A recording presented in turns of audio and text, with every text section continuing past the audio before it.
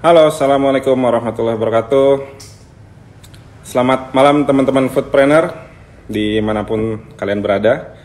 Ketemu lagi di Foodies on Sharing bersama saya Rifki RM, CEO dan founder dari Foodies. Oke teman-teman, seperti biasa Foodies on Sharing malam ini hari Rabu tanggal 9. Menarik sekali nih, kali ini kita punya tema yang menurut saya ini sangat penting ya, sangat bagus ya buat teman-teman yang memang bisnis kuliner ya.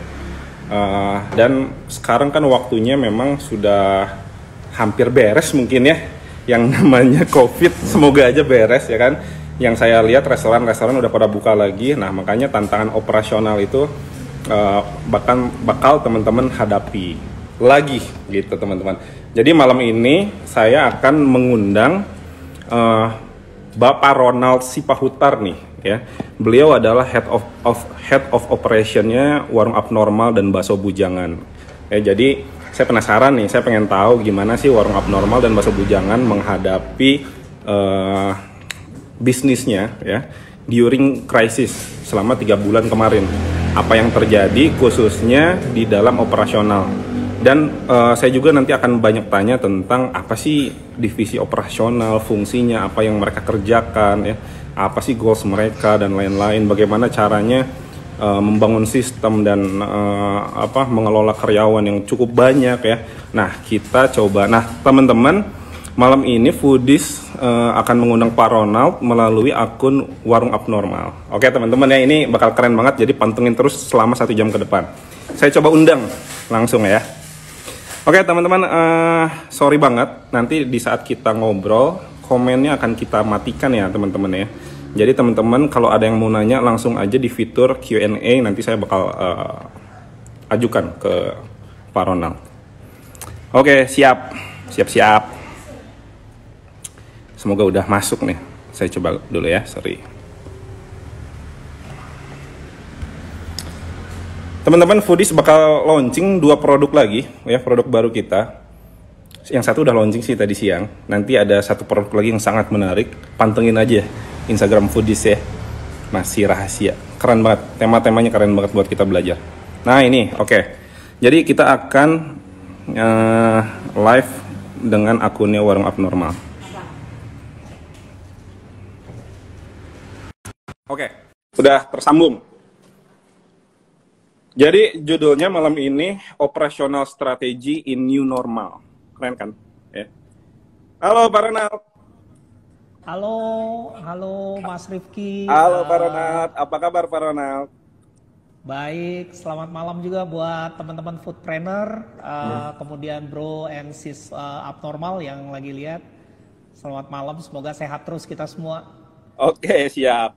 Pak Ronald, keluarga sehat Pak Ronald. Kita terakhir ketemu waktu di BSD itu ya Pak Ronald ya?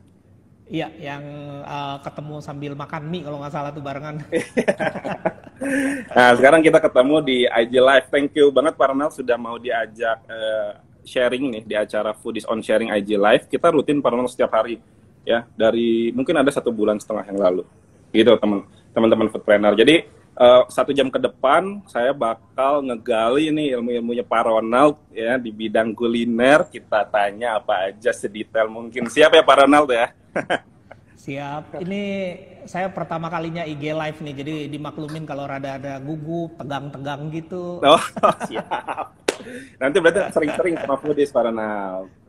Oke. Siap. Teman-teman foodpreneur, jadi sekarang kita akan ngobrolin topiknya adalah operational strategy in new normal. Nah, saya tuh benar-benar pengen tahu ya sebagai di divisi operasional Pak Ronald nih ngapain aja nih untuk bisnis kuliner khususnya di crisis time ya 3 bulan kemarin gitu ya. Mungkin kalau sekarang waktunya sudah agak berbeda, sudah buka ya Pak Ronald ya?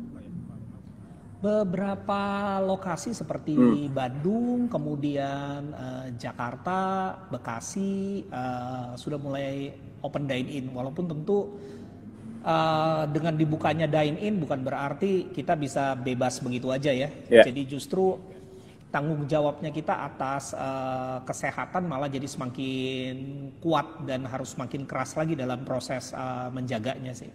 Iya benar. Tadi saya keluar di kota Bandung udah rame banget. Mungkin disangkanya new normal tuh udah boleh keluar kali ya.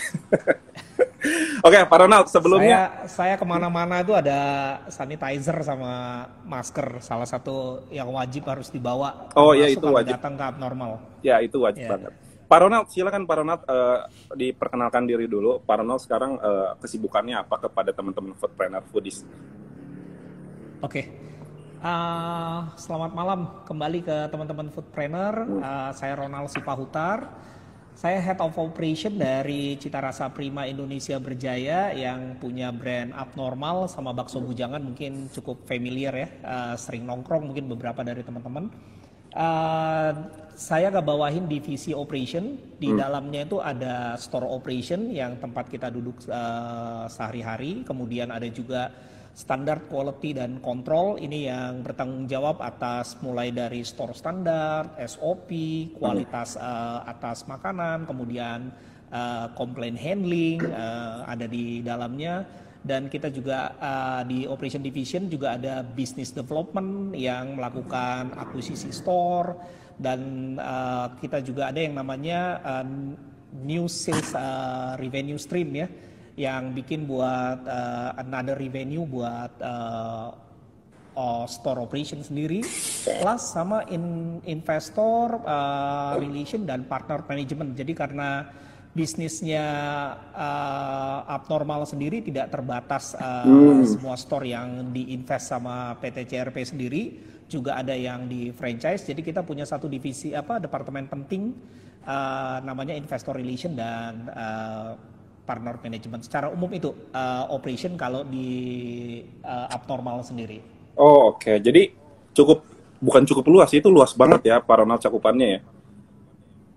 Ya jadi kayak end to end lah. Jadi Ya. sebetulnya itu backbone yang saling terkait sih dalam sehari-hari kegiatan operation sih. Oke, nah pelan-pelan Pak Ronald ya.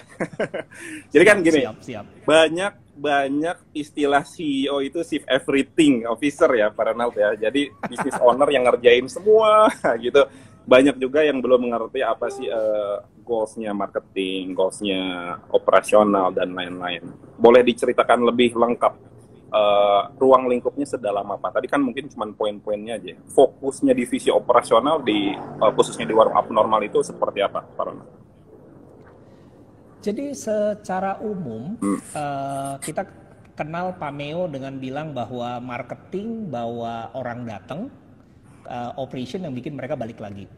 Nah, atas dasar itu sebetulnya operation bertanggung jawab. Jadi kalau secara key performance indicator berarti dia akan bertanggung jawab terhadap sales, kemudian bertanggung jawab atas profitable atau cost-nya sendiri. Itu secara umum. Dimana ini kalau diturunkan akan detail sekali, mulai dari kalau sales berarti ngomongin tentang kepuasan pelanggan ada di dalamnya. Kemudian kalau kita ngomongin store management berarti standarisasi service di dalamnya, kualitas makanan yang dijanjikan di dalamnya, kemudian pelayanan yang diberikan. Jadi service dan pelayanan itu tidak hanya mencakup dengan orangnya saja, tapi juga apa yang dijanjikan sama brand promise-nya itu sendiri. Jadi kalau brand promise-nya adalah tempat nongkrong, operation store mesti bikin store-nya itu sendiri layak buat jadi tempat nongkrong. Jadi dia harus deliver brand promise-nya ke customer-nya. Itu secara umumnya ya yang buat dijalankan. Kemudian kalau kita tarik lagi ke belakang, tadi ada departemen service quality dan control, berarti itu sampai dengan standarisasi makanan yang dibuat, kualitas bahan baku yang dibuat, kemudian baik standar rasa, taste yang akan diberikan ke setiap pelanggan. Nah yang jadi challenge adalah begitu punya satu store, itu semua bisa dikontrol dengan mudah. Ya. Tapi begitu punya 100 store, challenge-nya luar biasa. Nah, pada saat itu mungkin teman-teman foodpreneur bakal lihat, aduh gimana ya kalau tiba-tiba banyak banget ini mesti ngapain ya, kayak gitu. Iya, benar. Apalagi kalau sekarang itu berarti total ada berapa cabang, Pak? Kalau ditotalkan dalam 2 brand itu? Jadi kalau abnormalnya sendiri sekitar 111 cabang di seluruh Indonesia, kemudian bakso bujangannya sekitar 51-an di seluruh Indonesia cabangnya. Oke. Nah, saya langsung attack aja nih. Tadi benar Siap. udah sama Pak Ronald. Kalau satu outlet mungkin sangat kebayang. 10 outlet masih kebayang lah. 15 udah agak pusing nih. Ini above 50 nih Pak Ronald nih, ya kan? Apa yang harus difokuskan oleh divisi operasional? Ya, apa yang paling challenging di divisi operasional mengelola more than 100 outlets? Apa yang paling challenging menurut Pak Ronald? Jadi sebetulnya kalau di operation ini kita ngomongin operation ya, teman-teman Mas Rifki dan teman-teman foodpreneur ya. Yeah. Operation itu pertama yang mesti diingat adalah proses. Jadi di operation itu tidak kenal yang namanya instan. Bahkan kalau saya boleh ngomong, bahkan mie instan pun butuh proses buat bisa dinikmatin. Yeah. Jadi karena dia merupakan sebuah proses, begitu kita ketemu satu hal misalnya nih, misal kita ketemu ada orang buang sampah sembarangan misalnya. Itu sebelum kita judge, misalnya kita judge, ini orang kok nggak ngerti ya buang sampah sembarangan, di operation kita lihat dulu, kita jangan-jangan nggak sediain tempat sampah di dekat situ. Atau kita punya peralatan atau respon kita terhadap kebersihan meja nggak cepat, sehingga mereka terganggu buat makan, makanannya sampahnya dibuang. Itu contoh. Itu satu proses. Karena dia merupakan proses, berarti di dalamnya ada yang menyangkut membuat, melatih, menjaga, memonitor, dan itu jalan terus. Nah ini butuh secara jalan terus menerus. Itu yang pertama, proses. Yang kedua, challenge di operation itu adalah konsistensi. Jadi ini sering kalau kita bilang sering lupa mungkin tanda kutip bahwa kita suka ingat itu operation itu kok nggak bisa konsisten ya prosesnya. Oh iya, karena apa? Karena konsistensi di operation management itu kalau saya boleh pakai bahasa akademis sedikit ya, itu dikenal sama dengan 6 tingkat ya. Jadi mungkin bahasanya Six Sigma kalau pernah denger ya. Kalau mesin itu dia dari 1 juta kali proses 1 salahnya, tapi itu mesin. Itu level ke-6.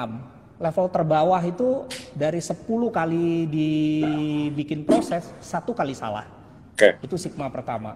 Nah kalau kita ngomong orang bisa 100 kali dilakukan hal yang sama 1 kali salah, itu udah luar biasa. 100 kali hal yang sama dikerjakan 1 kali salahnya itu luar biasa. Nah kita mesti ingat, karena ini adalah konsistensi, maka yang dibutuhkan adalah membuat guidance paling gede, turun ke bawah kita mulai bikin standar operating prosedur. Turun lagi ke bawah kita bikin bahkan sampai dengan working instruction.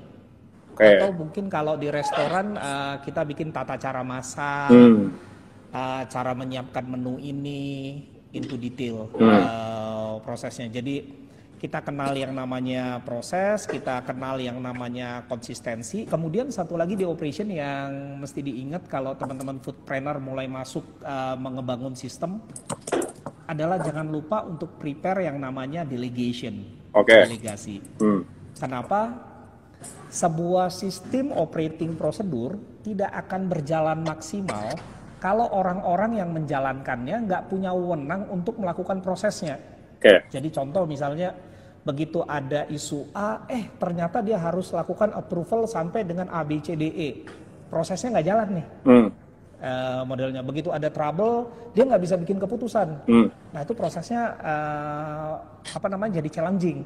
Nah itu 3 hal yang mungkin jadi challenge kalau teman-teman foodpreneur mau ngebangun operation system. Kemudian kalau misalnya pertanyaannya adalah kapan sih saya mesti mulai bangun sistem itu sendiri? Jadi bangun sistem itu nggak nunggu gede, saya harus kasih tahu. Jadi bangun gede itu justru lebih mudah pada saat masih kecil. Jadi begitu Anda baru punya 1 store, kemudian cuma punya 1 produk misalnya, itu lebih gampang bangunnya pada saat dibanding begitu Anda punya 100 produk dan 100 store. Oke. Jadi tidak ada kata terlalu dini buat bangun operation kalau atau sistem ya. Saya mungkin bilangnya sistem. Karena begitu sistem in place, people akan follow the process. Karena operation kan adalah proses. Jadi begitu mereka udah dikasih sistem, prosesnya bisa jalan. Oke. Nah, tapi ini menarik. Tadi berarti ada 100 cabang lebih. Nah, let's say lah, saya nggak tahu nih ya secara detailnya seperti apa. Tapi kalau misalnya satu outlet ada 20 orang, ya kan? Berarti itu udah ribuan lah, Pak ya. Nah, gaya sistem apa yang dibangun oleh Pak Ronald di dalam brand Abnormal atau Bakso Bujangan ini? Mungkin setiap company beda-beda, Pak ya, gaya yang dibangunnya. Nah, ini apa yang terjadi di Abnormal, Pak? Sebetulnya kalau secara sistem itu tidak mengenal gayanya sih, saya bilang ya. Karena gaya lebih banyak masuk ke tipe cara memimpinnya, leadership style-nya atau culture di dalam perusahaan itu sendiri. Dan yang menyenangkan kan di CRP itu didukung sama culture-culture yang justru membantu karyawan bisa lebih produktif di dalamnya. Jadi saya kasih contoh, yang utama adalah begitu kita punya cabang lebih banyak dan lebih besar, maka standar operating itu jadi butuh waktu untuk pada saat diimplementasi secara akurat atau secara adopsi keseluruhan store. Nah, dalam proses ini, satu departemen itu akan punya hubungan kuat sama departemen operation, namanya yang bikin standar itu si service quality control itu. Jadi dia akan mulai itu bikin training, retraining, refreshment training, testing training, dan di dalamnya juga dia akan lakukan lagi balik yang namanya kontrol, random checking, yang didukung sama tim operation sendiri. Tim operation punya yang namanya operational checklist. Nah, ini komunikasinya yang mesti jalan. Jadi seberapa luas pun atau besar atau kecil pun organisasi, kalau komunikasinya dotitnya jalan, prosesnya jalan, jadi sistemnya berjalan, maka hal-hal, jadi memang tidak akan perfect 100%, tapi hal-hal yang tadi yang kita sebut dengan penyimpangan operasional kita bisa minimize, lebih kecil lagi.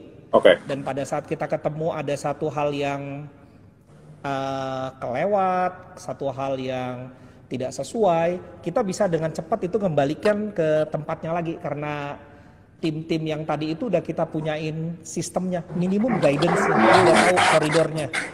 Secara umum kayak gitu. Oke, menarik. Nah, sebelum jauh ke SOP, KPI, ya, saya mau nanya tentang produk, Pak, produk development, ya kan? Warung Abnormal kan dari dulu memang terkenal dengan produknya, ya kan? Kalau nggak salah kemarin sempat ada yang produk viral, apa sih, nasi telur, kalau kayak gitu-gitu ya. Nah, dalam proses produk development, ini divisi operasional itu nyemplung seberapa jauh, Pak? Nah, sekelasnya CRP sih cukup, apa kita bilang ya, cukup komplit, karena kita punya satu departemen sendiri ya, yang membuat produk, namanya produk research and development buat bikin. Nah, ini chef kreatif lah kita bilang, udah ahlinya di bidangnya. Dia bahkan tahu kira-kira mau dibikin apa, dicampur apa biar enak. Nah, dari operation, apa sih yang masuk ke teman-teman dari PRND ini sendiri, ya kita sebutnya PRND, kita kasih insight, kita kasih tahu. Oh, kalau makanan sekarang yang lagi dicari yang harganya sekian. Kemudian yang kedua, mungkin nggak kalau misalnya sekarang yang kita butuhkan adalah yang butuh proses masaknya jangan lebih dong dari 5 menit. Soalnya kalau 5 menit jadi lama nunggunya, itu contoh. Kemudian bisa nggak sih ingredients-nya menggunakan ingredients yang kita udah punya sekarang, supaya kita bisa maksimalisasi putaran. Nah, operation itu masuk dari sisi sananya. Sedangkan kayak taste itu sendiri kita lebih prefer kalau kita lakukan testing atau blind test ke market pengunjung. Ya, ke market, karena biar bagaimana acceptance dari mereka kan. Dari kita hanya kasih insight, biar R&D bantu mewujudkannya berdasarkan skillnya, dan kita deliver. No. sesuai dengan resepi yang sudah dibuat. Oke. Pak Ronald, 6 tahun lalu saya tuh pernah bisnis kuliner. Saya praktisi loh Pak, gini-gini. Siap, siap, siap, siap. 6 tahun lalu punya restoran. Bangkrut Pak Ronald. Ratusan juta keluar, oke. Yang saya tahu dulu tuh ya, divisi operasional itu gimana caranya serving makanan nyampe ke konsumen dengan cepat. Ya, tapi tadi Pak Ronald ngasih statement yang bagus dan menarik. Kalau marketing itu menciptakan traffic, kalau operasional itu gimana caranya mereka repeat order, datang kembali, ya kan? Iya. Nah, pertanyaannya simpel. Menurut Pak Ronald, titik apa yang membuat mereka tuh datang kembali?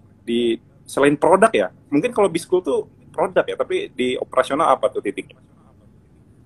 Jadi saya ngomong mulai dari atasnya ya. Jadi pada saat orang memilih satu tempat, ada yang dipilih berdasarkan makanannya itu sendiri.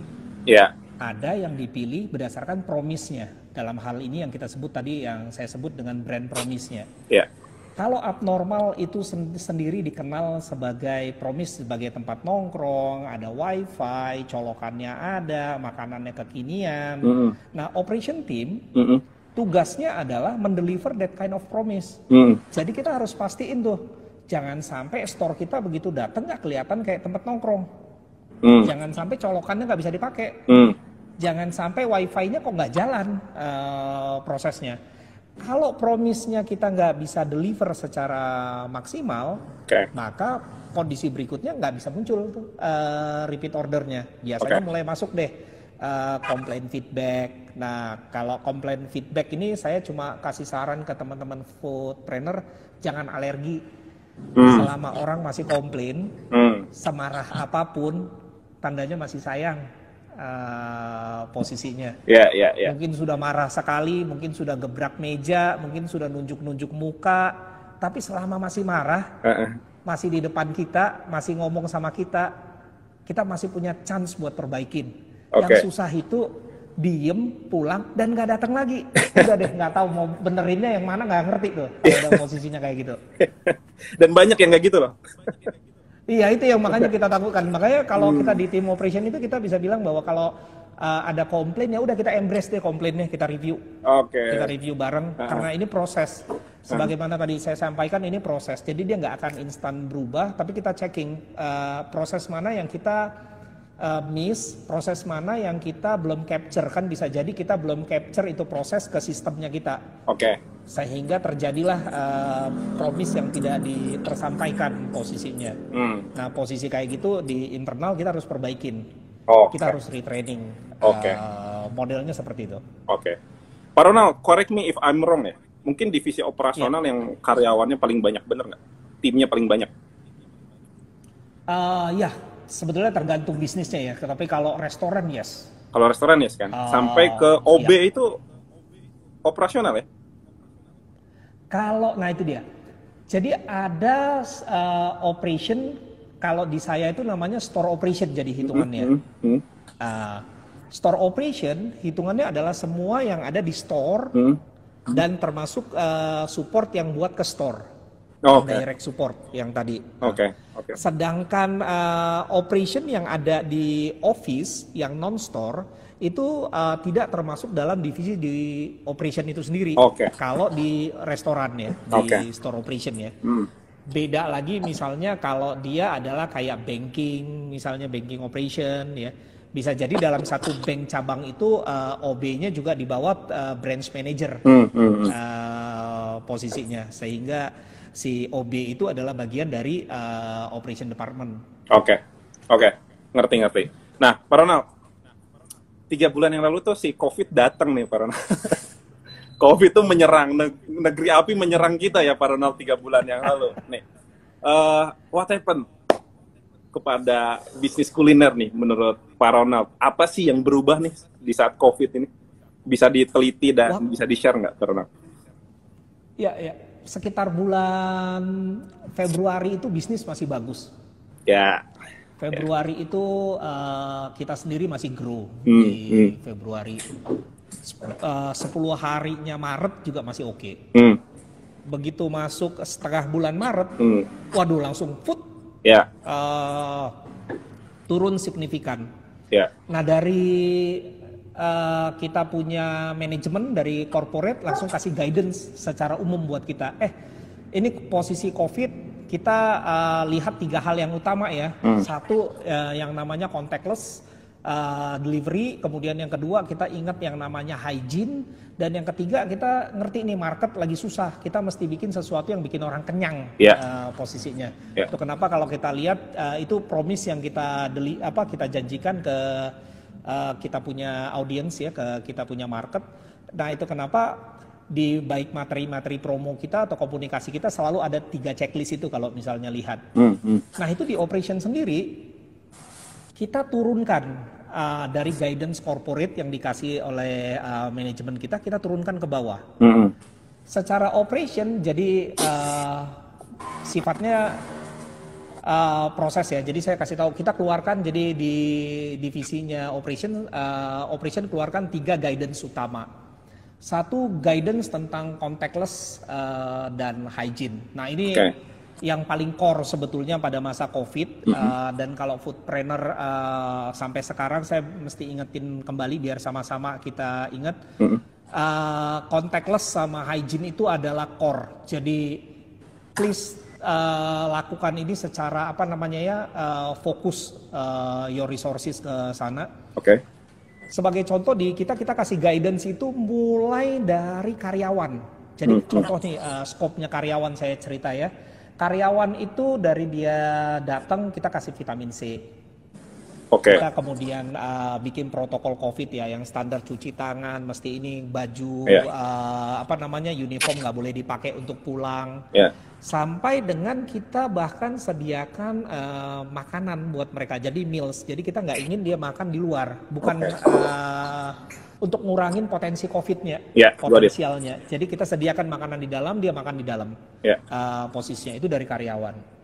Terus kita turun kedua dari pengunjung datang misalnya, itu pencegahannya luar biasa. Mulai dari ukur suhu, mesti pakai masker posisinya. Bahkan kalau di dine-in area itu sekarang kalau kita datang ke Abnormal maupun Bakso Bujangan bakal ketemu meja pun punya social distancing. Jadi punya jarak antar meja, bangku disusun letaknya. Itu posisi yang kedua. Bahkan kita encourage orang-orang untuk lakukan contactless proses. Jadi mulai dari order, kita dibantu sama IT team, mereka ciptakan fitur fasilitas via Abnormal Apps supaya orang bisa order pakai aplikasi itu aja, bayar di situ, sehingga potensi untuk penularan atas menu, sentuh-sentuh menu, pegang uang, kemudian during proses itu ya dari mulut itu hilang, kita bisa minimize. Itu turun terus sampai dengan di kitchen. Kalau kita ngomong kitchen, bahkan kita kerja bareng sama vendor kita untuk ngomongin dari bahan baku yang mereka produksi juga kita ingin sekali itu kita minta mereka untuk punya standar COVID. Jadi mereka kasih tahu ke kita cara handlingnya kayak apa, di mereka punya distribusi sampai ke sana. Dan kalau kita ngobrol lagi store guidance tadi itu sampai dengan yang amit-amit kejadian ya. Kalau ada store yang tiba-tiba mungkin ada case di mana ada PDP mungkin datang, kita udah punya protokolnya apa yang harus dilakukan. Itu kenapa kalau teman-teman datang nanti misalnya atau brosis datang ke Abnormal, jangan kaget kalau dimintain nomor telepon, nama, karena itu salah satu protokol COVID untuk kontak tracing ya. Buat kontak tracing itu prosesnya. Itu yang pertama. Jadi pada dasarnya yang bagian hygiene dan protokol kita akan ikutin peraturan Perda Wali Kota yang beredar sekarang, termasuk dari Dinas Kesehatan dan PHRI pun kita adopt ke SOP-nya kita. Kemudian yang kedua, waktu COVID datang, kan satu hal yang udah kita pasti tahu, sales menurun. Sales menurun, banyak cost yang sifatnya tetap. Karena dia tetap, maka kita harus kasih guidance ke kita punya store manager level, area manager level buat bikin. Dari store operation kenalin 3 jenis model store approach yang kita sebut. Satu store mode, artinya seluruh revenue stream aktif dari dine-in sampai delivery. Oke. Artinya semua orang berjalan normal, store berjalan normal, listrik berjalan normal, kapasitas normal. Yang kedua, ada yang kita sebut sama kiosk mode. Dalam kiosk mode ini dine-in-nya revenue stream-nya kita tutup. Artinya akan ada adjustment di jumlah orang, akan ada adjustment di penggunaan listrik, akan ada adjustment di capacity, karena meja semua non-aktif. Sampai kalau misalnya kita sebut dengan last defense-nya kita ya, itu kita sebut dengan essential power, itu kita kasih namanya cloud kitchen mode. Nah ini adalah yang hadir di store itu cuma essential people aja, yang penting buat masak, yang bikin. Nah dengan ada guidance ini, setiap area manager dan store manajernya sendiri sudah bisa buat mengevaluasi, ini kayaknya store saya udah nggak kuat nih, saya mesti go ke kiosk mode atau saya go ke cloud kitchen mode misalnya kayak begitu. Nah yang terakhir, guidance terakhir itu adalah yang menyangkut new revenue stream.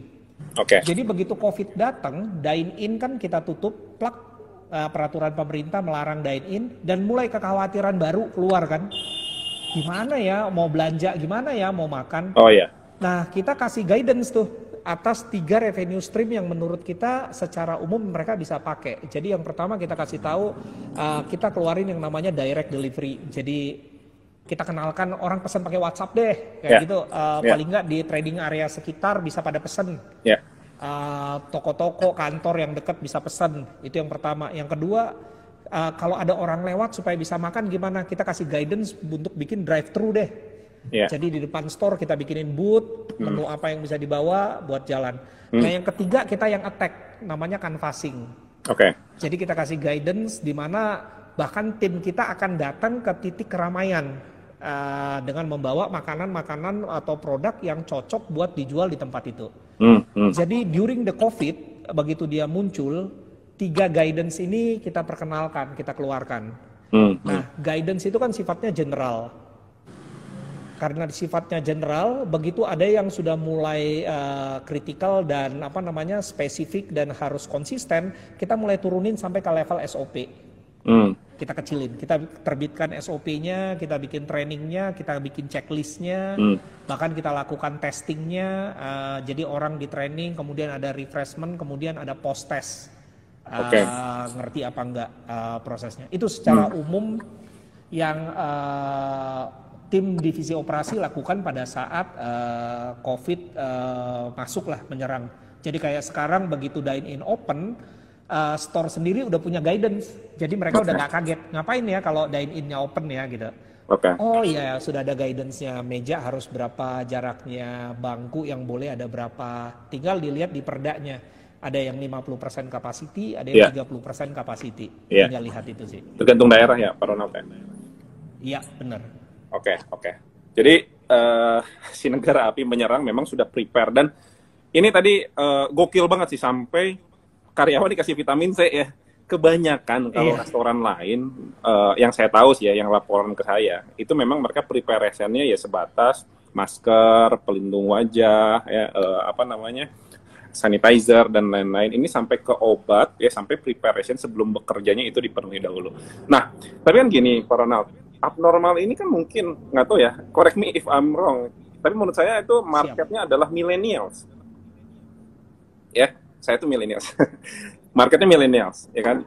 Terdampak banget nggak sih millennials ini di saat 3 bulan ke belakang during crisis? Apa yang mereka lakukan? Apakah misalnya makanan-makanan warung abnormal tetap dimakan? Apa gimana? Apalagi kemarin bulan puasa, ya kan? Mungkin mereka lebih memikir, oh gue pengen yang bersih nih, higienis, ya kan? Terus pengen yang bener-bener dimakan aja, misalnya nasi atau sama ayam geprek dan lain-lain. Nah ini menurut Pak Ronald apa yang terjadi di market millennials yang korelasinya ke warung abnormal itu ada nggak? Jadi secara umum kan kita punya 2 brand, satu bakso bujangan yang memang brand promise-nya sebagai tempat makan. Satu lagi warung abnormal yang brand promise-nya sebagai tempat nongkrong. Begitu dia jadi tempat nongkrong dan orang nggak boleh nongkrong, langsung tuh. Ya, itu dia. Turunnya luar biasa. Nah yang kedua, begitu ingat abnormal, mungkin orang ingatnya roti bakar, susu, sama Indomie. Iya. prosesnya. Iya. Ya. Nah itu, jadi secara corporate tadi, corporate keluarkan satu guidance yang tadi contactless, delivery, dan kenyang. Nah posisi yang kenyang ini kita dibantu sekali sama tim PR&D yang bikin produk. Oke. Jadi yang bikin produk kerja luar biasa ya, dibantu sama tim supply chain kita untuk bisa gimana caranya kita menyediakan makanan-makanan yang nggak cuma mie, tapi real meal yang bisa kenyang buat orang makan, kenyang dimakan dan affordable. Makanya begitu kemarin COVID, kita itu saat yang lain mungkin banyak jualin stok inventory-nya, kita malah banyak bikin launch produk gitu. Launch produk terus. Kenapa? Karena kita mau kejar kemana sih behaviornya orang. Kita keluarin tuh yang namanya paket pas, harganya cuma 10.000, udah bisa dapat nasi sama bakso goreng, nasi sama telur. Nah kemudian 15.000 bahkan bisa dapat lebih banyak lagi. Kambing pun bisa dapat sekarang nasi apa namanya, kambing tuh bisa dapat dengan 15.000 rupiah.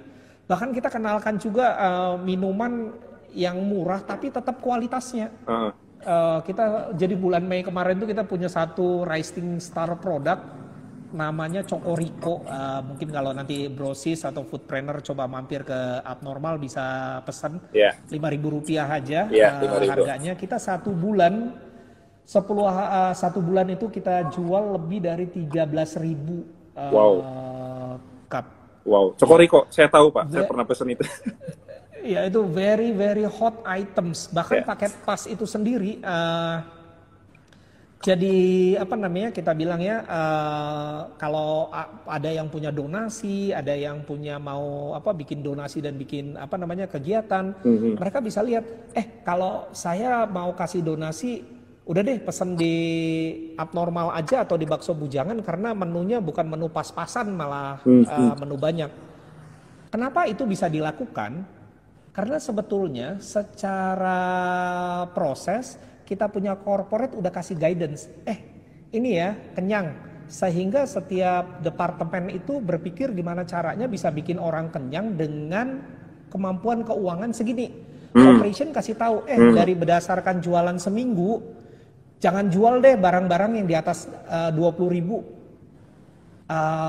Mendingan kita turun price pointnya kayaknya di 15 ribuan atau mentok di 20.000. Nah itulah pakai tadi yang 3 revenue stream jalan. Jadi misalnya satu canvassing, jadi kita punya tim itu bahkan kalau bulan puasa kemarin mungkin bakal yang pernah lihat ya, kita bahkan ada di stasiun, di pasar, kemudian di pinggir jalan, jualan paket pas makanan 10.000 sama Cokorico cuma 15.000. Jadi kalau saya back ke teman-teman foodpreneur, pada saat teman-teman ketemu kayak begini, always remember that your core itu kan adalah makanan ya, masak, ngebuat makanan. Jadi sebetulnya Anda punya kemampuan adaptasi yang luar biasa kalau Anda ingat kembali bahwa Anda itu sebenarnya jagonya masak.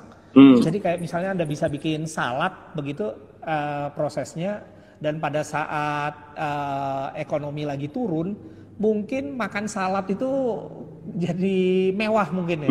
Nah pada saat itu karena Anda punya background adalah masak ya, memasak, Anda bisa explore kira-kira apa yang bisa dibikin ya sama makanan di sekitar itu, dan jangan takut buat explore lebih besar gitu ya, lebih banyak kita stretch pointnya. Karena begitu kita lakukan stretching, kita coba lihat core yang kita punya, itu bisa jalan. Proses ini salah satu yang saya learning ya. Di CRP sendiri begitu kejadian, manajemen kasih guidance, setiap departemen itu core-nya keluar, bikin ini, bikin itu, bikin ini, dan harus langsung live, diajarin harus cepat, langsung live. Ada sedikit, karena itu yang tadi saya bilang ada 100 cabang, bisa jadi udah ada di 50 cabang, 60 lagi belum. Jadi kalau misalnya lihat di IG pada nanya, ini kok belum ada ya di store ini, kok ini nggak ada ya? Ya karena memang posisi pada saat COVID ini adalah non ideal buat proper launching produk yang biasanya kita lakukan. Ini prosesnya adalah ada hajar, gimana caranya nyebar. Terus gitu, terus prosesnya. Itu secara umum sih ya. Jadi produk-produk yang kita buat juga. Oke. Memang terdengar rumit. Pasti operatingnya rumit. Oke, Pak Ronald nih. So many question yang udah datang. Udah ada 20 pertanyaan lebih datang nih. Tapi kita masih punya waktu sekitar 20 menit lagi. Nah, setelah pertanyaan terakhir dari saya, kita open question dari teman-teman foodpreneur ya. Nah, kalau dari saya gini. Sekarang PSBB mungkin sudah berakhir ya, mungkin ya. Nah, warung abnormal pun ada beberapa outlet yang sudah buka. Saya lihat banyak restoran juga yang udah buka memang dengan operating tertentu ya, sesuai brandnya masing-masing. Apa strategi ke depannya nih menghadapi akhir tahun, menghadapi konsumen yang akan keluar lagi dari rumah-rumahnya? Apa yang bakal dilakukan oleh abnormal? Jadi kalau secara umum tentu kita harus embrace ya. New behavior ini kita harus tangkap nih, jangan sampai kehilangan momentum. Itu basicnya udah pasti. Yang jadi challenge memang adalah bagaimana kalau spesifik di divisi operation sendiri, bagaimana caranya momentum orang keluar ini ke store, jangan sampai jadi momentum di mana penyebarannya jadi meluas posisinya. Jadi kalau di operation kita itu bagaimana caranya supaya market tetap jalan, trust sama kita tetap tinggi. Jadi kita gimana caranya ngebangun trustnya. Karena begitu ada trustnya, maka momentum yang tadi disebutkan misalnya gimana ya tahun baru kita bisa capture. Karena kita udah bangun trustnya, posisinya. Tinggal kita perhatikan behavior. Contoh misalnya ini ada yang menarik nih. Gimana? Kita baru buka seminggu ya, hampir seminggu buat dine in ya. Begitu kita buka, menu-menu yang dibeli itu udah jauh berbeda sama bulan Mei. Oh gitu? Jadi bulan Mei itu rata-rata yang dibeli adalah affordability menu kita yang tadi saya bilang paket pas yang 10.000, 15.000. Itu ada di top chartnya menu kita. Tapi sekarang yang ada di top chartnya menu kita udah balik ke menu normal lagi. Menu kayaknya mungkin kangen kali udah nggak pernah makan Indomie goreng mawut gitu. Gimana prosesnya? Nah ini mengejutkan memang karena yang menu yang affordability tadi itu tiba-tiba turunnya jauh ke bawah. Bahkan kita punya tadi yang Cocorico itu saja ya secara sales itu udah kebalap lagi sama kita punya signature kopi si Eko. Itu bisa jadi pemuncak, padahal bulan Mei Cocorico itu udah kayak king di atas, nggak ada yang nyenggol tuh. Posisinya. Nah ini behavior yang kita lagi capture. Kok ada yang berubah ya? Teman-teman di store ini lagi lihat, kita lagi belajar balik lagi. Jadi di operation itu makanya kita sebut continuous improvement. Kita nggak pernah ada di puncak. Kita akan selalu berkeliling seperti ini. Posisi sekarang kita lagi di bawah, kita belajar nih. Kita lagi belajar apa sih yang berubah behaviornya, terus kepengennya apa sih, kenapa kita harus siap-siap akan ada momentum nanti di Natal, akan ada momentum nanti di Tahun Baru.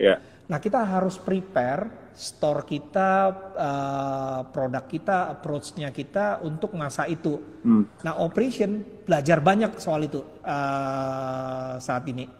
Jadi pertanyaannya Mas Riki tadi, bagaimana strateginya abnormal buat menghadapi tahun baru nanti? Kalau di operation kita sekarang lagi belajar buat adaptasi secara cepat kepada behaviornya customer. Begitu kita ketemu berdasarkan data, analisa data yang ada, kita analisanya kita feed ke store level, store kasih insight modelnya. Nah ini yang kita bawa ke teman-teman di marketing, kita bawa ke teman-teman ke PR&D yang tadi yang bikin produk. Oh kayaknya sekarang udah mulai balik nih, mungkin kita udah bisa coba menu-menu yang lain gitu. Contoh misalnya kayak jamu gitu mungkin, atau masih jalan nggak sih susu-susu posisinya kayak gitu. Nah itu learning yang kita pelajarin saat ini.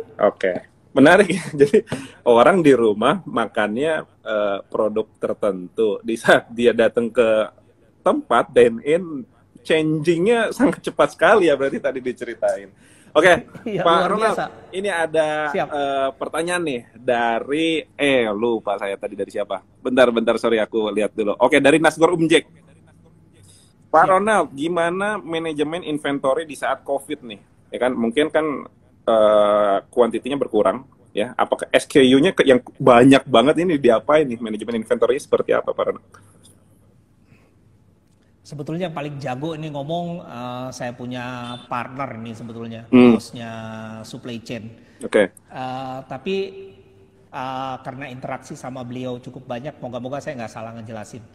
Secara umum strateginya di kita punya supply chain adalah gimana caranya inventory kita bisa berputar cepat. Itu yang pertama. Ya, Itu objektifnya ya. oke. Karena objektifnya itu, begitu tadi misalnya Nasgor Omjek bilang bahwa gimana cara mengelola ini, maka apapun yang kita buat, produk apapun yang kita bikin, atau apapun yang kita mau beli, kita harus lihat terhadap kita punya SKU stok apa. Jadi misalnya, oh mau develop new product, jangan iseng nambahin new SKU baru masuk, karena kan berarti new investment Ya, masuk. ya. Jadi yang lebih benar adalah cek stoknya yang ada. Itu yang kita bikin. Kalau secara teknisnya berarti sebetulnya foodpreneur Omjek tadi itu bisa bikin meranking SKU dari yang mulai paling slow moving kemudian kalau dikasih prioritas yang expire date-nya sudah semakin dekat, yang value-nya yang semakin tinggi. Nah, inilah item-item yang kita harus lihat posisinya. Itu kalau dalam ngomongin product development. Oke. Kalau ngomongin ke vendor, berarti strateginya adalah bernegosiasi dengan mereka tentang ngomongin payment terms, support ya posisinya. Dan supaya tadi bisa masuk, maka kita akan mencoba memutar inventory balik ke yang tadi, balikin ke product development sesuai dengan inventory yang kita punya. Itu yang kita lakukan sekarang. Oke. Dan alhamdulillah it works ya, Oke. bagus banget jalan. Oke. Oke. Kalau saya perhatikan ya, 3 bulan belakangan ini banyak juga brand-brand lokal, khususnya Bandung itu, yang mereka itu membuka revenue stream baru untuk menghabiskan SKU-SKU di gudang mereka. Contoh misalnya jadi frozen, terus misalnya dia jadi jual bahan baku, misalnya susu jadi dijual ketengan kayak gitu. Itu abnormal melakukan itu atau tidak, Pak? Atau fokusnya benar-benar di produk yang ada aja? Jadi sebetulnya secara approach kita lakukan beberapa approach. Jadi yang paling utama itu adalah product development. Jadi kita kejar buat product development. Kenapa kita pilih product development? Karena kita harus nambah value edit kan, ke value edit ke customer. Kalau value editnya jalan, kemudian diterima, kita punya revenue stream tidak langsung turun ke menjual stok. Karena biar bagaimana tingkat profitability-nya kan beda. Begitu ngomongin jual frozen food, kita jual sama stok itu sudah beda. Jadi kalau kita kasih level new product development masih lebih di atas. Kemudian kalau kita pun mau turunin ada meal kit, baru turunin ke frozen food prosesnya ya. Nah begitu turun ke frozen food barulah. Jadi jangan sampai source of revenue streamnya cuma stok aja yang dijual, malah jangan pendapat saya. Harusnya sih ada layer tadi itu. Dan terbukti kan ternyata begitu dibanding kita jual bubuk coklat langsung ke customer, ternyata begitu kita bikinin produk yang namanya Cokoriko putarannya kencang banget. Ayam lengkuas itu ternyata begitu kita bikinin ke paket pas, loh malah kenceng jualannya dibanding kita jualin dalam bentuk meal kit yang digoreng ataupun frozen bahan baku, malah kenceng muternya. Nah pada saat itu brand kita malah jadi tetap di recall. Posisi. Jadi saya cuma repeat aja satu, rekomen buat tetap lakukan product development. Kemudian yang kedua baru makanan siap saji yang di frozen atau dijadiin meal kit. Baru terakhir stok. Ini mestinya jalan terakhir sih kalau nggak ada pilihan. Berarti itu bisa jadi solusi, tapi mungkin terakhir banget ya, last choice. Iya, kita abnormal juga lakukan. Jadi kalau misalnya buka Tokopedia itu di abnormal ya. itu kita jual itu ada yang namanya meal kit, kita jual, kita frozen food, kita jual prosesnya, bumbu-bumbu kita jual. Tapi effortnya kita nggak terbatas pada itu aja. Iya. Kita fokus terus new launch supaya orang recall brandnya. Oh ada abnormal, noise-nya ada terus. Iya. Posisinya kayak gitu. Oke, berarti kalau saya tidak salah dari 4 atau 5 tahun yang lalu memang kan Abnormal itu terkenal dengan inovasi produk. Di saat during crisis pun yang dilakukan adalah innovate ya, Pak Ronald ya. Iya. Ya benar. Minggu kemarin saya beli ini apa sih Iko yang 1 liter, kan? Lewat apps.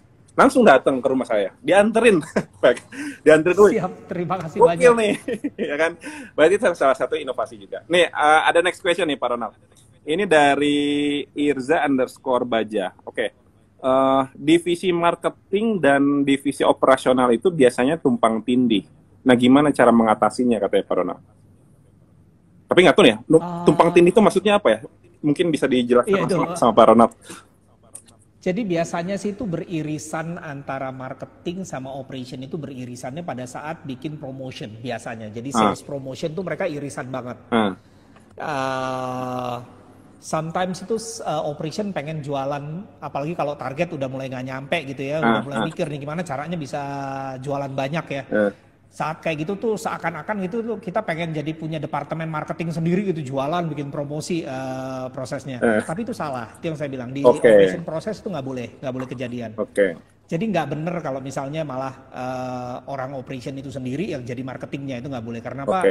Cara approach nanti malah jadi hard sell, ngerusak yang jangka panjang brandnya itu sendiri. Jadi yang benar adalah kerjasama erat antara operation sama marketing yang paling utama posisinya. Jadi for example, begitu kita ingin sekali ada diskon A, diskon B, diskon C, kita harus ngomong sama marketing. Dan yang seru itu teman-teman marketing itu karena kreatif, biasanya punya ide tuh lucu-lucu tuh, bagus-bagus posisinya. Misalnya waktu kita minta menu murah misalnya supaya bisa dijual banyak, dikasih nama PSBB untuk di bakso, malah kenceng jualannya prosesnya. Ada namanya bakso kribo misalnya kayak gitu. Kalau kita mau kasih diskon, cara approach dari desain komunikasinya, karena sebetulnya operation itu hanya bisa jangkau orang yang ada datang ke store-nya. Nah makanya itu kita butuh komunikasi yang bagus, dan ini support yang paling utama datang dari teman-teman marketing. Mereka bantu kita buat berkomunikasi ke audiens. Nah begitu market audiensnya dengar, baca, nah justru lebih efektif. Otherwise kita akan cuma fokus nanti kan offline ya kalau di store, bagi flyer posisinya. Tapi kalau flyernya juga hasil fotokopian kan juga nggak oke. Nah justru teman-teman marketing begitu ngedesainnya cakep malah lebih tempting. Jadi kalau saya ditanya apakah marketing dan operation tumpang tindih, harusnya tidak. Jika selama ini tumpang tindih, pendapat saya harus dipisahkan. Role-nya ya, dipisahkan. Yang paling sensitif biasanya hanya tinggal posisi sales promotion. Jadi kalau brand campaign kan udah jelas tuh di marketing. Tapi sales promotion itu biasanya ketemu tuh sama orang operation, A, B, C, D, E maunya, marketing A, B, C, D, E maunya, namun itu bisa solve kalau ngobrol. Jadi saran saya sih mendingan diobrolin, ditemukan, karena ini basicnya job desk-nya mereka, KPI-nya mereka. Karena KPI dan goalsnya berbeda ya, Pak Ronald ya? Iya. Nah ini secara umum kan, gini, lanjut Pak Ronald. Tadi secara umum saya cuma mau bilang bahwa secara umum kan semua orang di dalam satu perusahaan itu pasti akan kena target sales. Karena itu revenue kan ya.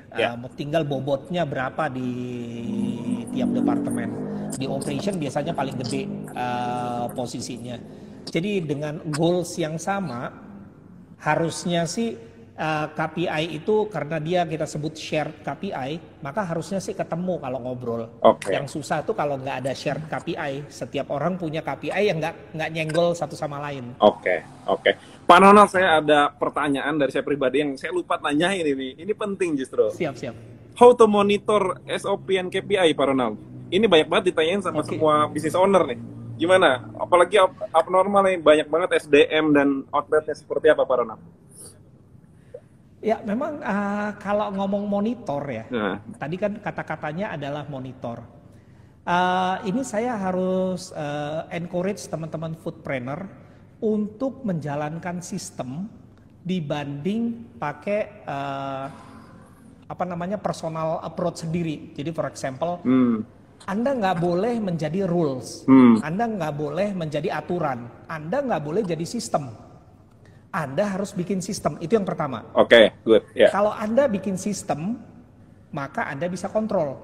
Tapi kalau Anda yang jadi sistem, maka orang akan benchmark ke Anda sendiri, yang sebetulnya Anda sendiri nggak kelihatan maunya apa modelnya. Malah nanti kejebak dalam jadi micromanage, diliatin satu-satu sampai detail, ini kemana, itu ngapain, itu ngapain, itu ngapain, itu salah. Oke. Jadi kalau kita ngomongin gimana caranya memonitor, begitu kalau masih sendiri, maka kita harus encourage kita punya store manager misalnya, atau supervisor yang jaga toko. Misalnya kalau baru satu toko, baru mulai satu bisnis, kita owner ada yang jaga toko. Kan nggak mungkin tiap hari di toko, pasti akan pergi keluar. Ya. Bagaimana cara monitornya mereka? Kalau masih satu, mudah sekali. Tinggal datang, checking, dan lihat. Kemudian ada parameter dari mereka. Tapi bagaimana kalau dia sudah banyak sekali store-nya kayak abnormal, misalnya ada 100. Kita udah nggak bisa rely on sama Ronald aja suruh lihat gitu. Nggak ketemu tuh. Justru kita harus mulai implement sistemnya. Jadi kayak di abnormal kita udah mulai. KPI kita kerja bareng sama teman-teman dari HC. Kita punya human capital itu bantu kita banget untuk monitor perkembangan dari key performance indicator. Kita submit, kita punya KPI ke mereka, mereka bantu kita buat monitor, benerin, lihat, itu kita udah terbantu banget. Terus yang kedua tentang standar operating, karena ini adalah di operation sendiri key-nya, maka kita akan maksimalisasi atau yang tadi saya sebut dengan delegasi, maka kita harus kasih powernya ke kita punya area manager misalnya, kalau dia gede ya. Kemudian kita akan punya yang namanya back-to-back control. Jadi itu kenapa kalau di divisi saya ada store operation yang running store-nya. Kemudian ada divisi yang namanya service quality control yang lakukan controlling ke mereka. Nah, service quality control ini yang bikin training, dia akan lakukan checking tuh kalau di abnormal, dia ada refreshment training buat ngetes. Kira-kira masih hafal nggak buat bikin Indomie yang benar? Kira-kira masih benar nggak posisi kalau disuruh bikin menunya, modelnya. Kemudian itu divisi training, di training. Terus kita punya divisi service quality. Departemen ini fungsinya adalah itu lakukan random checking.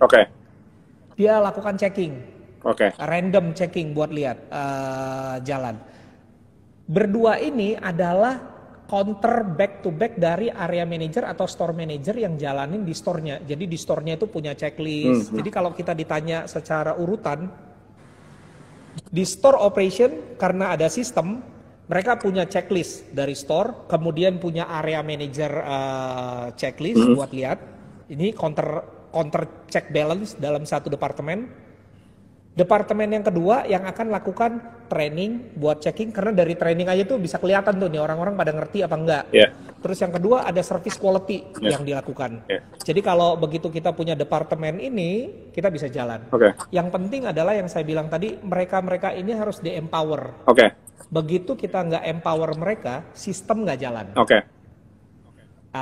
Jadi saya ngejawab Mas Rifki, cara ngeceknya seperti itu. Empower timnya, bikin sistemnya. Yang utama sistemnya harus ada. Nggak ada sistem, nggak ada yang bisa dikontrol kan. Iya. Tapi tadi good point sih. Jadi kita building system ya, bukan kita jadi sistem ya. Kebanyakan kita jadi sistem. Kasian. Jadi biasanya kepikiran banyak, ujungnya nanti kerjanya ngomel-ngomel aja posisinya. Ya kan ngomel ini, kok saya nggak suka nih kayak begini, saya nggak seneng nih kayak begini, itu salah. Jadi kalau misalnya ngelihat saya visit store bahkan, saat orang lain lebih banyak visit store itu sembunyi-sembunyi supaya nggak ketahuan sama karyawannya. Saya visit store lebih pilih dikasih tahu. Jadi saya biasanya kasih tahu, kayak hari ini ya, malam ini saya live dari Abnormal Alam Sutra posisinya. Jadi saya kasih tahu dulu saya mau datang. Pak Ronald, Ya. sorry banget. Ini harus saya potong dulu nih, karena saya lupa banget. Siap. IG story itu maksimal 1 jam. Abis ini kita mati. Oke. nih. Oke teman-teman, sorry tadi kepotong ya. Karena IG live itu kan maksimal 1 jam ya. Jadi sekarang kita lanjut lagi. Saya tunggu Pak Ronald masuk ya. Nggak, ini soalnya penting banget ini materinya. Sangat penting, sangat penting. Tadi good explanation dari Pak Ronald mengenai sistem ya. Kita lanjut. It's okay 1 jam lebih. Oke. Tenang lagi Pak Ronald. It's okay ya teman-teman ya, nggak apa-apa. Ayo pada datang lagi, ajak lagi yang lain.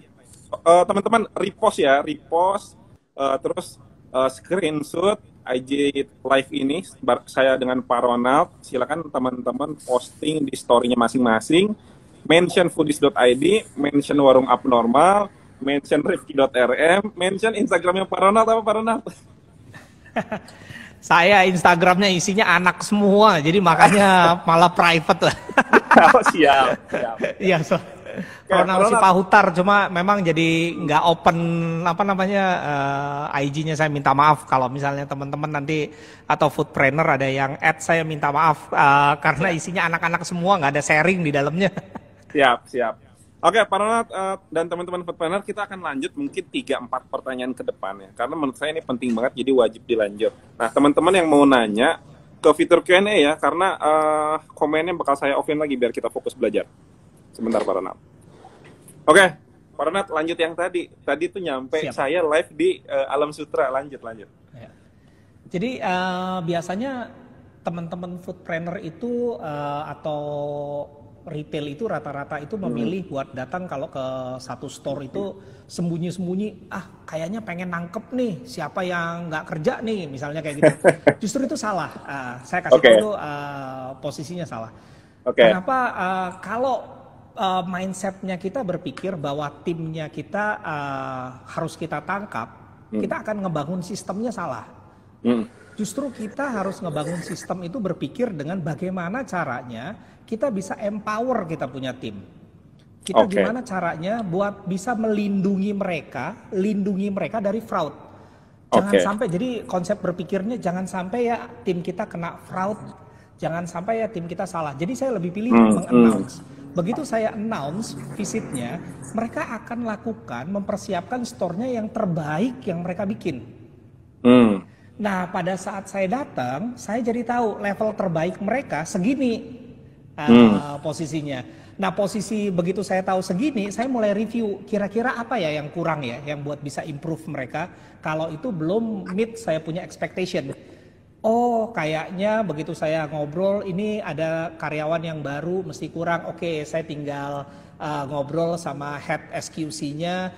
Mbak, saya minta bantuan dong, ini buat di training, buat bikin. Nah, approach-nya jadi approach untuk improvement. Bukan approach jadi nangkepin orang, mana nih yang bandel-bandel, mana nih posisinya. Jadi sebenarnya Pak Ronald, jadi sebenarnya mindset leadernya dulu yang harus change, ya benar nggak? Biasanya kita datang ke outlet kita itu untuk apa sih namanya, sidak. Iya. Ya kan? Oh ini nih, gue tahu nih si ini pasti gini. Mindset kita sidak sebagai leader. Berarti harusnya diganti. Oh, gue harus menumbuhkan employee kita biar mereka tidak mendapatkan hukuman, biar mereka performance-nya bagus. Begitu ya, Pak Ronald ya? Iya. Karena kalau sidak kan posisinya adalah gimana caranya, posisi berpikirnya begitu sidak, posisi berpikirnya adalah nyari yang salah. Ya. Kalau posisinya kita datang buat announce, justru kita lagi ngobrolin buat gimana caranya buat improve. Jadi kalau ketemu ada yang kurang, kita bukan ngomel-ngomel ujungnya. Ini kenapa sih itu nggak dikerjakan, itu kenapa sih nggak dibikin, itu kenapa sih nggak dilap mejanya, itu juga justru nggak kesono. Justru kita akan ngobrol sama store manajernya, kenapa ya kok bisa ada yang terlewat meja nggak dilap, apakah ada problem sama shift, atau ada yang belum clear, atau ada yang apa, sehingga pada saat itu ngobrolnya tentang improvement posisinya. Jadi ya benar, mindsetnya mesti dikalibrasi pada saat ngebangun sistem. Jadi jangan sampai sistem itu dibuat untuk nangkap orang, itu salah sih. Oke, ya benar, benar. Ini menarik. Nah ini ada pertanyaan lagi yang masuk. Teman-teman yang mau nanya silakan di fitur Q&A karena tadi kan keputus, jadi 20 pertanyaan lebihnya kehapus. Jadi langsung tanya lagi ya. Nah ini ada yang nanya nih, Pak Ronald katanya, kan warung abnormal sama bakso bujangan itu produknya beda. Apakah marketnya beda dan cara mengatasinya apakah strateginya berbeda atau sama? Nah, bagus ini pertanyaannya. Keren ya. Jadi benar. Secara market sudah beda. Jadi yang tadi saya bilang brand promise-nya pun beda. Ya. Bakso bujangan lebih ngomongin ke tempat makan. Jadi dia punya market itu family makan. Kita akan sangat jarang sekali ketemu orang pegang laptop, duduk 3-4 jam di bakso bujangan. Itu jarang sekali kejadian. Paling ketemu saya tuh lagi duduk di situ posisinya. Tapi di abnormal, karena marketnya adalah memang tempat nongkrong, justru kita kepengen lihat itu orang duduknya 1-2 jam, 3 jam duduk di sana sebagai tempat nongkrong posisinya. Nah, karena produk dan brand promise-nya beda, strateginya juga beda. Komunikasinya harus beda. Saya kebetulan dimasukin satu grup komunikasi sama teman-teman marketing, jadi saya belajar nih cara mereka komunikasi. Nah, guidance-nya mereka terhadap bakso bujangan sama abnormal itu sendiri itu signifikan beda, nggak boleh nyama. Cara ngomong, approach, key visualnya juga beda. Nah, itu yang ngebuat prosesnya harus berbeda. Jadi walaupun under satu divisi operasi, di operation department kita brief, kita punya area manager, Anda kalau lagi ada di abnormal ingat ya, ini adalah tempat nongkrong, brand promise-nya ini tempat nongkrong. Kalau Anda di bakso bujangan ini family buat makan nih, posisinya. Nah, approach berbeda, cara berbeda, sampai dengan komunikasi wajib berbeda. Oke. Nah, kalau strategi SDM shifting cross brand itu terjadi nggak, Pak Ronald? Misalnya karyawan ini ke bakso bujanganin dan ke sini gitu. Kita hindarkan sih posisinya. Ya. Hanya terjadi pada saat-saat misalnya promosi possible. Jadi mungkin dia adalah supervisor bagus di bakso bujangan, kemudian pada kota tersebut bakso abnormal yang lain belum ada, maka ada kemungkinan kita promote mereka jadi restoran manager di bakso bujangan. Kenapa pada saat kita cross brand dari si operationnya, maka yang akan restart adalah proses pengetahuan atas produk, sistem dan itunya. Jadi kita punya tim service quality harus fine tune lagi, retraining lagi, kita sebut retraining ulang. Karena jangan sampai dia ngebawa gayanya abnormal ke bakso bujangan atau dia bawa gayanya bakso bujangan ke abnormal, different market. Posisinya. Jadi itu perlu dipahami. Nah, kalau sudah bikinin sistemnya, kita bikinin training materialnya, itu akan gampang buat kalibrasi mereka itu akan lebih gampang. Ini extra question dari saya. Lebih sulit mana? Dua-duanya punya challenge yang terpisah. Saya harus kasih tahu. Dua-duanya challenge yang terpisah.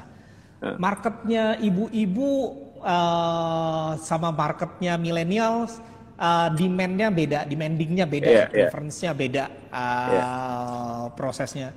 Jadi begitu ibu-ibu ada anak-anaknya, kita punya employee juga mesti jadi lebih ramah sama anak kecil.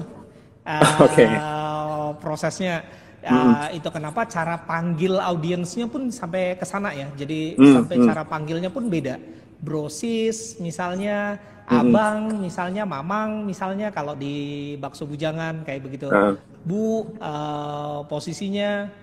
Nah itu karena memang beda sekali approach-nya. Jadi kalau ditanya mana yang lebih sulit, nggak ada yang lebih sulit dibanding yang lain posisinya. Tapi karena marketnya berbeda, mungkin terlihat gampang di abnormal, terlihat sulit di bakso bujangan atau sebaliknya, nggak begitu sebetulnya.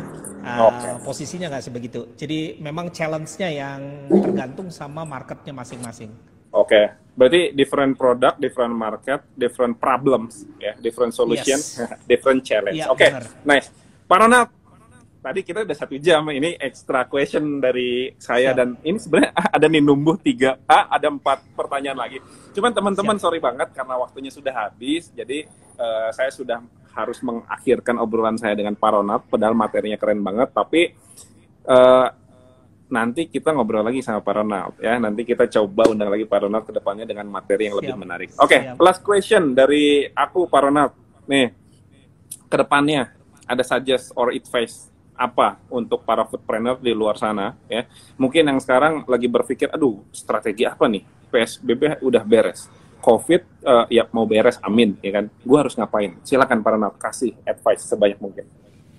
Ya, jadi belajar dengan yang kita lakukan sekarang, mengerti perubahan market itu penting. Kalau teman-teman tanya, siapa sih yang paling ngerti sama orang yang datang ke store? Saya kasih tahu ya, kalau modelnya di abnormal itu kasir yang paling ngerti. Kasir, ya. Iya. Karena kasirnya kita, kalau saya bawa tuh kasirnya saya datang ke mall, dia bisa ngeliat tuh, nih orang nih tampangnya beli Indomie nih. Ini yang ini tampangnya nih beli cappuccino bisa nih. Ini model-model begini bisa beli nih Indomie goreng maut. Nah, kenapa? Karena dia tiap hari ngelihatnya. Yang kalau modelnya kita itu butuh pelajaran khusus kali ya, checklist gitu. Nah, tapi mereka enggak. Jadi artinya saya mau bilang bahwa leverage your employee, leverage your operation team yang ada di dalam store-nya buat lihat your insight di store. Kenapa begitu ketemu insight-nya? Anda yang kedua adalah ingat your core. Your core itu adalah foodpreneur. Foodpreneur. Anda adalah jagonya yang bikin masakan, makanan. Do not give up with your skill. Jadi kalau selama masih memungkinkan buat jualan, kita sarankan ya, saya encourage banget buat mendingan seperti kita punya tim PR&D, mereka lebih pilih untuk kita develop aja new menu, tapi ada koridornya yang tadi. Ingat apapun yang di develop, ingat sama dapurnya. Jangan sampai develop beli barang barunya banyak, yang di dapur aja belum muter posisinya. Jadi apapun yang di develop, ingat sama kita punya inventory. Jadi yang kedua adalah maksimalisasi Anda punya core posisinya. Nah yang ketiga, apapun ya teman-teman scale of business-nya, mulai dari hari ini kalau misalnya belum ada, saya encourage yuk start bangun sistemnya. Jadi Anda bangun sistem, Anda bikin sistemnya, nggak usah bayangkan perfect, nggak perlu perfect buat bikin.